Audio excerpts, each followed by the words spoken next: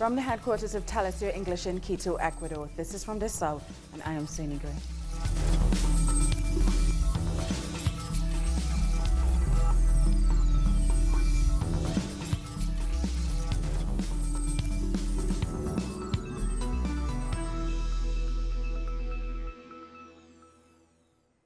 Thousands of Brazilians have arrived to the capital, Brasilia, for the Free Lula March. It is the final destination of the march, which has walked across the country for several weeks.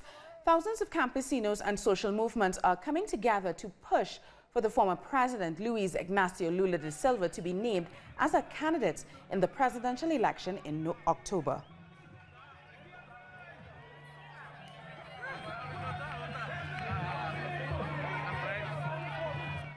Now, 7 pro-Lula activists are on their 15th day of a hunger strike designed to pressure the government into releasing the former Brazilian president. Religious leaders held a ceremony with them to show solidarity for their political struggle. Religious leaders and social movements organized a religious ceremony in front of Brazilian Supreme Court Judge Edson Fachin. This event was also meant to show solidarity and support to the 7 hunger strikers that are calling for the release of Luiz Inácio Lula da Silva. We want to show our solidarity with the hunger strikers. We are with them in their fight against Lula's unfair imprisonment. This is all part of a process to take away our sovereignty and our natural resources. We are going to defend democracy. Lula da Silva still has 2 more courts to appeal.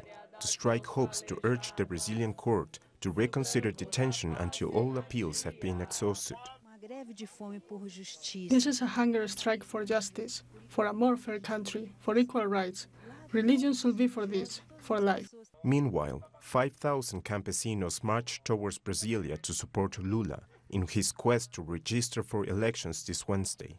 A representation of the Lula Libre National March also attended this ceremony to show their solidarity and commitment with the strikers' fight. We want to bring our energies from Mother Earth, the energies from the universe, to bless our striker comrades. They are resistance heroes, and we need resistance to build a project for the people. Jeje, Zonalia, Jaime, Frei Sergio, Rafael, Vilmar, and Leonardo. The 7 hunger strikers say they are fighting to recover democracy lost after Michel Temer took office in 2016. We're not asking for much. We just want to have the right to vote for Luiz Inácio Lula da Silva this upcoming October 7th, and to join him from January 2019 in his fight for the workers. Some Mexicans are opposing the construction of a new international airport in the capital. They believe the contracts do not take environmental concerns into consideration and that they will only consider the interests of the corporations. Millions of Tenzotl stones have been extracted from the Tezuka Hill, 50 kilometers away from the construction site of the new international airport in Mexico City. The excavation has put at risk the life of the neighbors living close by. Their homes were there before any mining project started. The hole affects approximately 14 hectares and has almost 80 meters of depth. The neighbours are concerned about the cracks on the hill and their homes. Their properties and the construction site are only separated by a fence that was built by the company in charge of the new airport. A contract allows them to extract as much material as needed to build the airport's runway. For us, these fences represent as sentences and show us that they don't care, that they will excavate as much as they want. They are not regulated by the authorities. Non-governmental organisations have denounced the lack of transparency regarding concessions made to contracts for the project. The government of Andrés Manuel López Obrador has committed to review the contracts. It's expected he will do the same in the oil sector too. First, we have to analyze what are we gaining with this project, the amount of money invested. The company says it's millions of dollars in investment, but what has arrived isn't what we were expecting. We will review the contracts with responsibility. 105 contracts for hydrocarbon exploration were signed during the administration of President Enrique Pena Nieto as a result of the energy reform pushed by the outgoing government. Analysts have said these contracts were signed to benefit the big oil companies. This is something we have never seen before. This shows us that the government of Enrique Peña Nieto gave everything to the private and foreign companies, leaving the lands in a very vulnerable state. Most of the contracts were protected from any modifications that would affect the interests of the oil companies. Now they're even leading projects in the Gulf of Mexico and are also allegedly starting new projects by using fracking. For the second time this year, Facebook has blocked access to the Tell Us Your English page. The first time was in January for a similarly vague reason. And despite being asked information as to how the page violated Facebook's community rules, no explanation has been forthcoming. The official notice from the social media site begins with the sentence, "Your page, Tell Us Your English, has been removed for violating our terms of use." Now, the statement the necessary detail required to guide Tell Us Your in the resolution of this problem with Facebook. Now, this follows similar action taken with the page of Venezuela Analysis in recent weeks. And Tell Us Your has seen support for its call to be reinstated on the social media network, being echoed on RT and Democracy Now! And from its over 500,000 Facebook fans. And to discuss what has happened, we are being joined live by our director, Tatiana Rojas. Tatiana, this isn't the first time that this has happened to the Tell Us Your English page. And while Facebook hasn't given us much of a reason, what do you think is the reason Facebook has really blocked the page? Hi, Soyini. Thank you for having me. Well, we really don't want to speculate since, as you just said, we don't have enough information to jump into any conclusion. All we have is this email from Facebook that we received yesterday, Monday. So we replied this email asking for more details, and they haven't provided any details yet. They just tell us to wait, that their engineers were reviewing the case, but we haven't got any official information or details. All they said is we are supposedly violating their terms of use, but they're not saying how, in what way. So we don't consider this a proper explanation. And we have been doing exactly what Tell Us Your English has been doing since it started in 2014, which is reporting from a Global South perspective, from a Latin American perspective. We are trying to give a voice for those who don't have a voice in mainstream media. And certainly this brings an alarm, but we don't want to speculate yet. We don't want to say it's censorship yet. We just are alert and concerned that this is the case. But we don't know the reason, since we're doing exactly the same that we have been doing since the beginning. This was actually one of the best weeks for Tell Us Your English in Facebook. We grew like 10,000 followers. And I have to say that all our 500 and 1,000 followers have been organic growth. That means 90%, 99% of our followers, we have built them organically. So we don't really understand what's happening here, and we are expecting an apologies and an explanation from Facebook. Now, what is the next step for Tell Us Your English, Tati? Well, as I said, we just have to wait right now. If they don't provide a proper explanation, we will have to issue like an official statement or response. But you know, Facebook is not the only platform we use. We have other platforms. We have our broadcast signal. We're growing right now. We're soon going to be in Africa. We're being seen in the Caribbean islands. We're working. We're still continue to work. And we will wait for Facebook to explain, or we will have to appeal the decision, because it is a platform that we care for, but it's not the only platform we use. Now, how can the supporters of Tell Us Your English be able to make their voices heard and try to maybe help us get back onto Facebook? Yeah, of course, we want to be back. And everyone who believes in plurality and believes that the diverse voices should be in Facebook and plurality shouldn't be banned from this platform, as it looks like it's happening.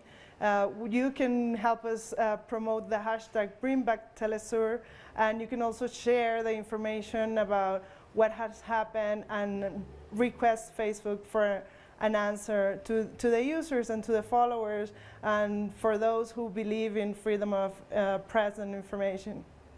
Thank you so much for chatting with us, Tati. It has been a pleasure, even though the conversation is really about a slightly unpleasant topic. Thank you, Zoe.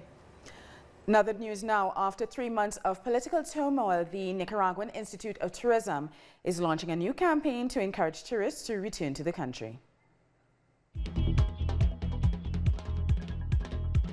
Nicaragua, as beautiful as ever, is the new campaign that intends to symbolize and highlight the best of the nation, its people, its hospitality, its natural wealth, as well as to seek the reposition of the country's tourism sector. Over the next 6 months, there are plans for recreational and cultural activities. We will be launching this campaign, Nicaragua as Beautiful as Ever, to encourage and restore that right to healthy recreation and enjoyment of art and culture, to consolidate peace in our country.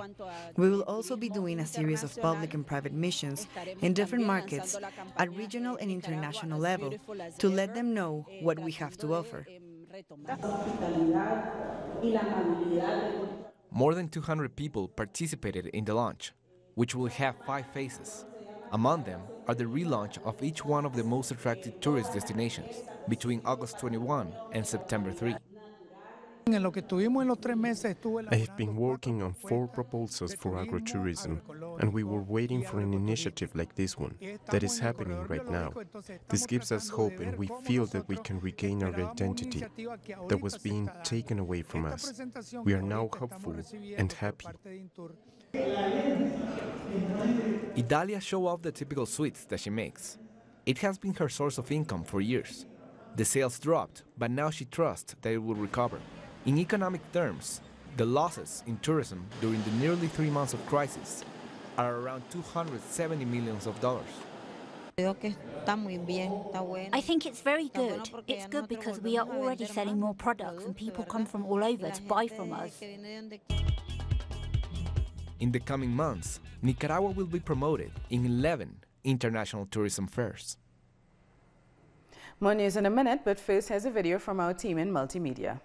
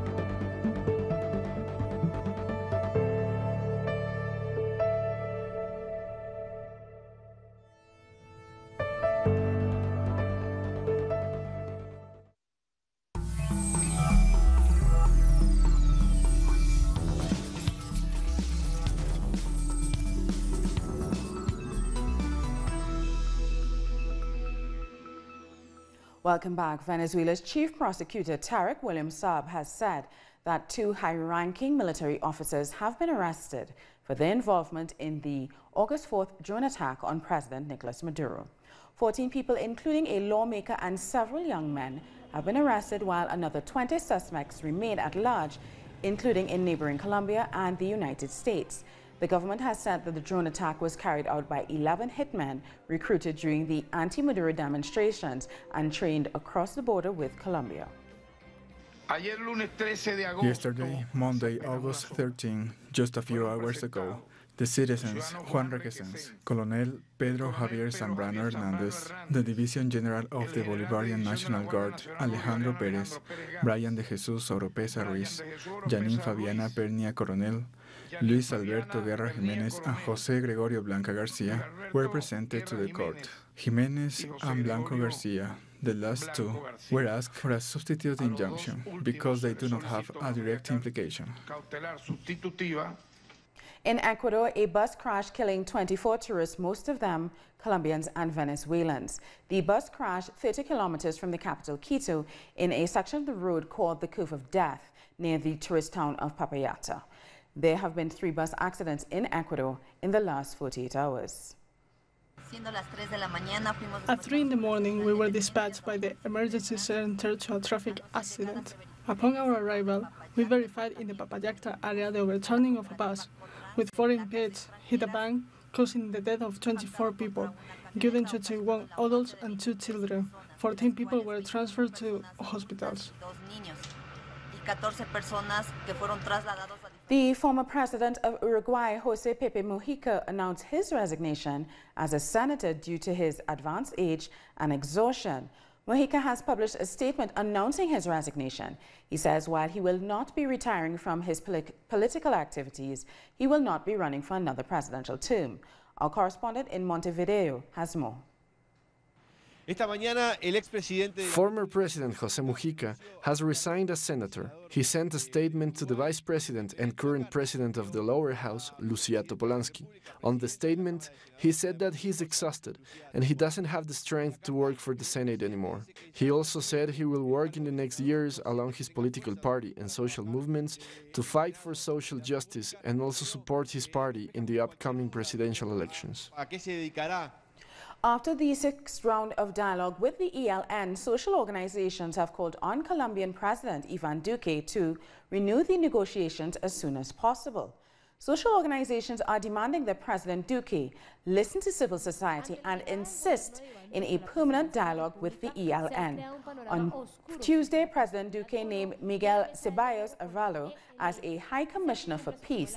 It remains to be seen whether Ceballos will take over responsibility for establishing communication with the group. We're asking this government to listen to civil society. We're asking the president to listen to us, like he listens to the UN and the Catholic Church. He should also listen to us. We have worked hard for peace for many years.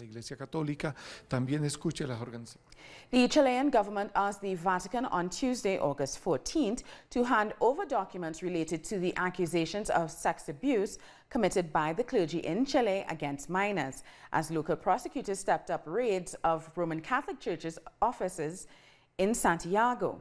Police on Tuesday also searched Chile's Episcopal Conference, the offices of the church leadership, in an effort prosecutors said was intended to look for evidence of accusations made about members of the Morris Brothers religious community. Judicial authorization was required for the discovery of the facts that we spoke about, and that was made possible without prejudice of any facility to enter into this residence, so as to obtain evidence in an informative manner as part of the discovery process. In Guatemala, the business group Renance SA continues to threaten campesino leaders for opposing the construction of a hydroelectric plant over the Cahabon River.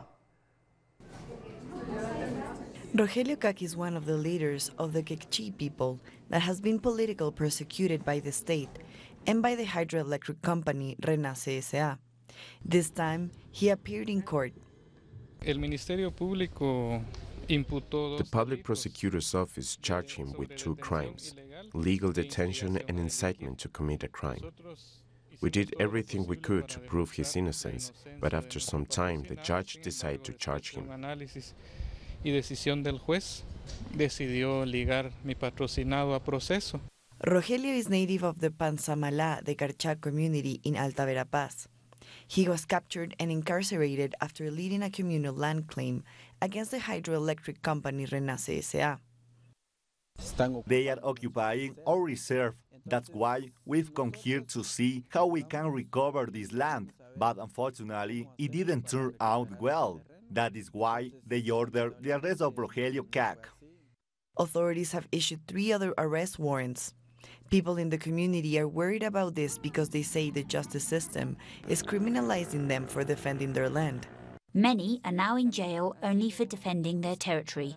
The system has been unfair. What is happening is legal but illegitimate. In the same region, Bernardo Calxol, leader of Santa Maria Caabón, was arrested for opposing another hydroelectric project pushed by the company OSEC. They are violating our rights. The only thing we want is to take care of what our parents gave us. We want to preserve it and protect it for our children.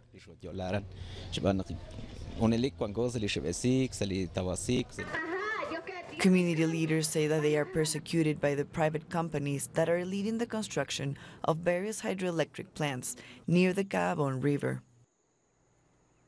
Time now for the second break of the newscast, but we'll be back after this video from our colleagues in multimedia.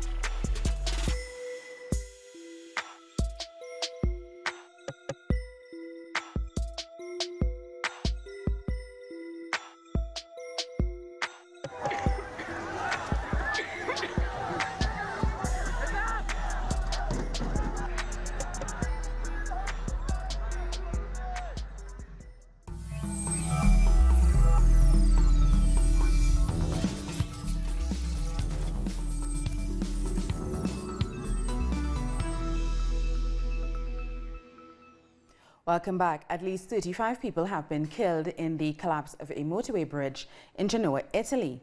The bridge collapsed during stormy weather, causing vehicles to plunge 90 meters to the ground. Prime Minister Giuseppe Conte warned that the death toll may rise. Firefighters are expected to work into the night at the scene of the collapse. And Turkey has been hit with sanctions, and the president has ordered retaliatory measures. Here's more on that story and other news from around the world. President Tayyip Erdogan has asked Turks to boycott goods from the United States, particularly the iPhone, in retaliation for sanctions imposed on Ankara. However, his demand has divided public opinion, with some being for and against the move. The declining relations between the two countries has contributed to the lira being at an all-time low. It's easy to say don't eat a hamburger, don't buy that phone. I have a 16-year-old daughter, take her iPhone away from her if you can. All these people are supposed to not to buy iPhones now? This can't be. It doesn't make sense for me. For how long this can go on? 2 days later, they will go and buy iPhones. In any case, half of the lawmakers at Berlin, let's see them give away, return or throw away their iPhones. Even their families have these iPhones. This is not the solution. Thousands of people from women's associations, civil society, and liberal parties in Tunisia have thrown their weight behind gender equality reforms proposed by President Beji Caid Essebsi, who has announced a draft legislation for equality in the inheritance law. Previously, his proposals were met with fierce opposition from the imams in the country. Demonstrators in support of the reforms chanted anti-Islamic slogans aimed at the Ennahda party, a conservative Islamist party led by Rached Ghannouchi.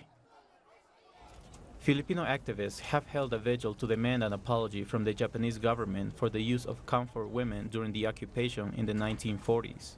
Comfort women is a term used for the enslavement of women in brothels during wartime. Candles and flowers were lit in front of a church in Manila. Lila Pilipina, a network of surviving comfort women, have also demanded that a statue believed to be removed at the request of the Japanese embassy in Manila be re-erected.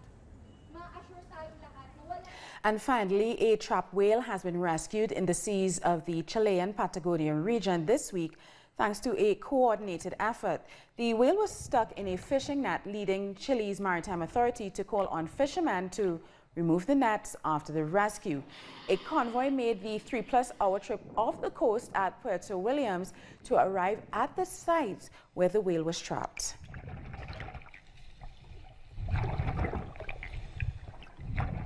And we've come to the end of this news brief. For these and many other stories, you can find them on our website at talisyourtv.net/English.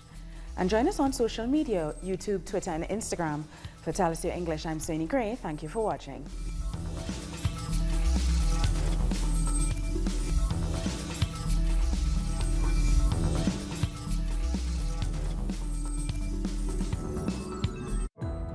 Our actions have an impact on the environment.